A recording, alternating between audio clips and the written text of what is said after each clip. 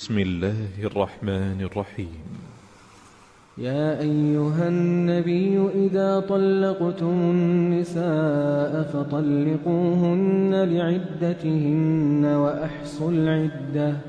واتقوا الله ربكم لا تخرجوهن من بيوتهن ولا يخرجن إلا أن يأتين بفاحشة مبينة وتلك حدود الله ومن يتعد حدود الله فقد ظلم نفسه لا تدري لعل الله يحدث بعد ذلك أمرا فإذا بلغن أجلهن فأمسكوهن بمعروف أو فارقوهن بمعروف وأشهدوا ذوي عدل منكم وأقيموا الشهادة لله ذلكم يوعظ به من كان يؤمن بالله واليوم الآخر ومن يتق الله يجعل له مخرجا ويرزقه من حيث لا يحتسب ومن يتوكل على الله فهو حسبه إن الله بالغ أمره قد جعل الله لكل شيء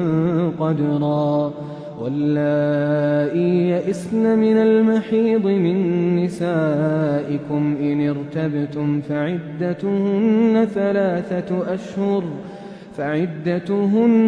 ثلاثة أشهر واللائي لم يحضن وأولاة الأحمال أجلهن أن يضعن حملهن ومن يتق الله يجعل له من أمره يسرا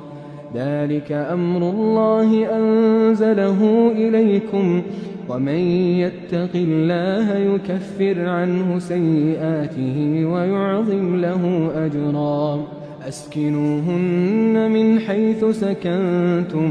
من وجدكم ولا تضاروهن لتضيقوا عليهن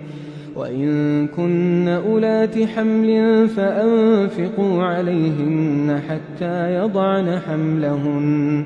فإن أرضعن لكم فآتوهن أجورهن وأتمروا بينكم بمعروف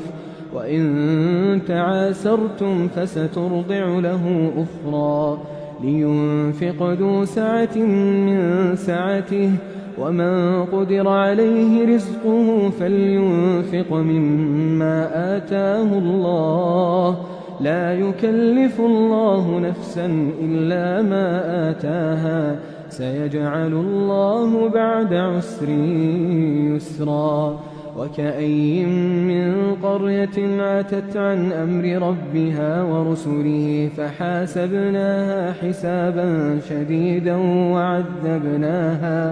وعذبناها عذابا نكرا فذاقت وبال أمرها وكان عاقبة أمرها خسرا أعد الله لهم عذابا شديدا فاتقوا الله يا أولي الألباب الذين آمنوا قد أنزل الله إليكم ذكرا رسولا يتلو عليكم آيات الله مبينات ليخرج الذين آمنوا وعملوا الصالحات من الظلمات إلى النور ومن يؤمن بالله ويعمل صالحا يدخله جنات تجري من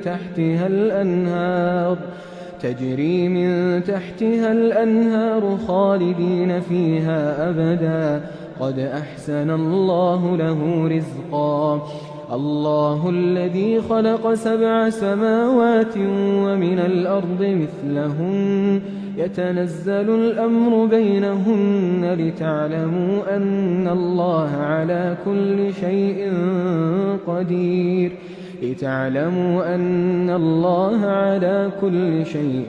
قدير